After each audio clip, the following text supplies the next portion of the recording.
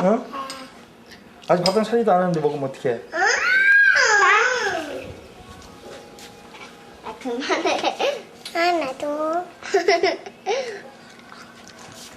막혀온 감자는 아이들에게 훌륭한 간식거리다. 맛있다. 뭐가 제일 맛있어, 은비야? 감자. 영원이는 감자. 상추 같은 거는? 좋아. 피자 그런 거보다 더 맛있어? 응. 피자 안 먹는다고. 그럼 뭐 먹어? 탕수 먹어. 감자 나도 먹어? 탕수 먹고 그다음 감자 먹고. 이건 계란이 아니고 청동물이야.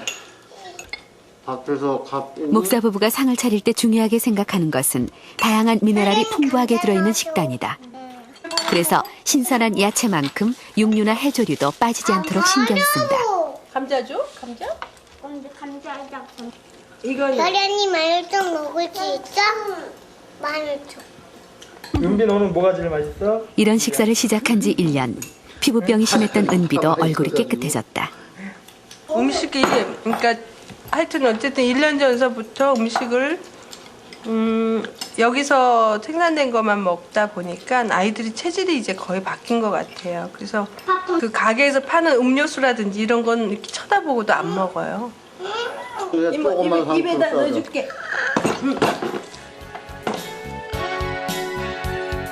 자연에 가까운 음식일수록 미네랄은 풍부하다. 그러나 편리함을 추구하는 사이 우리 식탁에서 미네랄은 점점 사라지고 있다. 우리의 밥상에서 다시 미네랄을 살려야만 많은 질병으로부터 건강을 지킬 수 있다.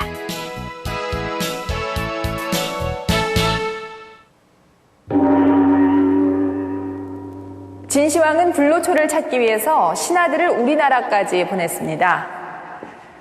그중 한 곳이 이 경남 통영에 있는 해금도의 글싱이굴인데요.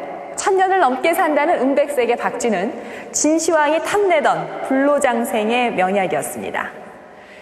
또 예로부터 바위 틈에서 자라난 100년 이상 된 백도라지와 더덕은 산삼과 같은 취급을 받았는데요. 바로 이런 것들은 다양하고 풍부한 미네랄 성분이 많이 들어있기 때문입니다.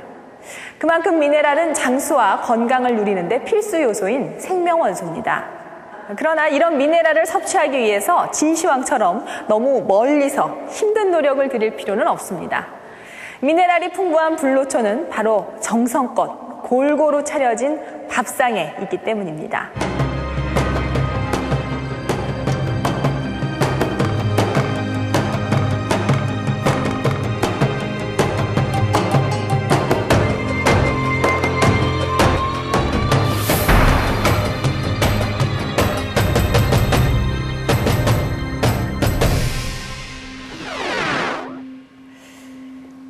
이 무좀은 우리나라 성인 남성 2명 중 1명이 가지고 있을 정도로 흔한 피부병입니다. 가렵고 물집이 생기고 특히 여름이면 더 기승을 부리는데요. 이렇게 무좀으로 고생을 해보신 분들은 무좀만큼 질긴 병은 없다고 말합니다. 몇 년씩 심지어 10년, 20년 넘게 무좀을 달고 사는 분들도 있는데요. 정말로 무좀은 한 번 걸리면 완치가 힘들까요? 무좀을 난치병으로 만드는 원인이 무엇인지 그 실체에 대해서 알아봅니다. 잠잠하다가도 여름이면 극성을 부리는 무좀. 10년 넘게 무좀이 떨어지지 않고 있다는 박훈근 씨도 마찬가지. 여름이면 증상이 심해져 시도 때도 없이 긁기 일수다. 일단 회사 생활을 할 때 불편한 게 많죠. 일단은 뭐 이렇게 몸 자체가 밑으로 많이 내려가고 또 이제 간지러우면 긁어야 되고 또 이제 뭐 양말 같은 거 몰래 가끔씩 벗으면 또 냄새 나고 그러잖아요. 그럴 때 이렇게 주위 눈치를 많이 보죠. 통풍이 잘 되는 신발도 신고 연고도 발라봤지만 좀처럼 낫지 않는 무좀. 이렇게 여름이면 무좀이 심해지는 원인은 무엇일까?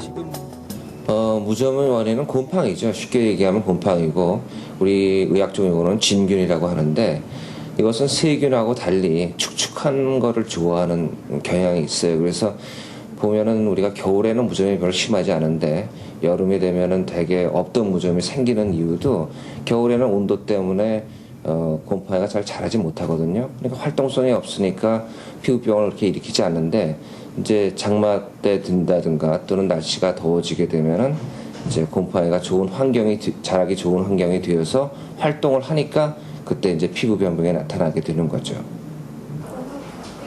무좀의 원인인 곰팡이란 무엇일까? 무좀 환자의 발에서 각질을 긁어낸 다음 수소나 칼륨을 이용해 무좀의 원인균을 살펴봤다.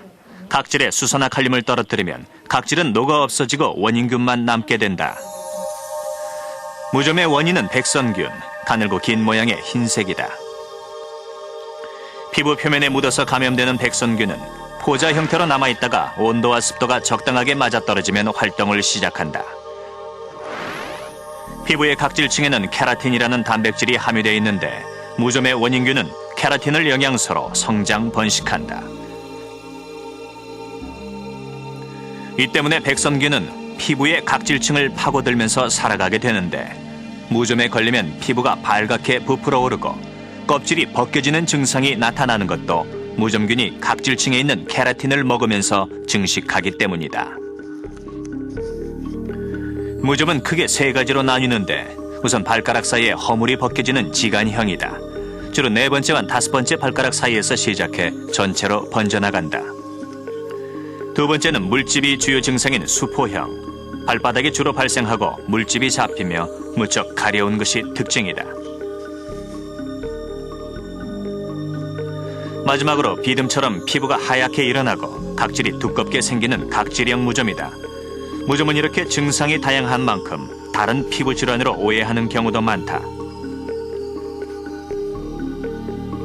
이 곰팡이 진균, 백선균의 특징은 피부병이 이제 처음에는 작다가 주위로 이제 퍼지면서 가운데 원래 있었던 병변은 좋아지면서 낫게 돼요. 그래서 이 특징이 우리가 가장자리가 제일 병변이 심하기 때문에 경계가 뚜렷하게 보이게 되는데 무좀은 지면과 닿는 부분이나 피부가 접혀서 땀이 나기 쉬운 부분에서 발생한다. 하지만 움푹한 부분이나 마찰이 덜한 부분에 노란 고름이 찬 수포가 생겼다면 무좀이 아닌 농포성 건선을 의심해봐야 한다. 증상만 봐서는 비슷해 보이지만 치료법이 전혀 다르고 잘못된 치료를 받았을 땐 부작용이 나타날 수 있기 때문이다. 대부분의 피부병 치료제가 스테로이드 제제거든요. 그래서 자기가 그냥 약국에서 아무 연고나 사가지고 연고를 바르게 되면은 이 경우에 따라서는 무좀이 아주 훨씬 더 심하게 돼요. 그리고 또 반대로 또 그 무좀이 아니라 일반 피부병인데 무좀인 줄 알고 항진균제를 쓰게 되면은 낫지도 않고 내성을 일으키는 결과를 초래할 수 있어요. 그렇기 때문에 병원에 오셔가지고 이것이 곰팡이인가 또는 곰팡이가 아닌가를 확실히 검사를 한 후에 케이스 바이 케이스로 원인에 맞게 치료하는 것이 제일 중요한 거라고 할 수 있습니다. 여름이면 재발하거나 하는 무좀. 그렇다면 백선균이 활동하기 좋은 환경이란 어떤 것일까? 사람의 체온과 동일한 37도의 온도에서 습도를 각각 달리한 다음 무좀균의 변화를 관찰했다.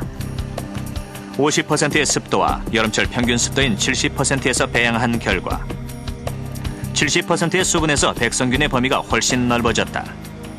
현미경으로 관찰했을 때도 70%의 습도에서 2배 이상 증식해 무좀균은 습기가 많을수록 왕성하게 번식하는 것을 알 수 있다.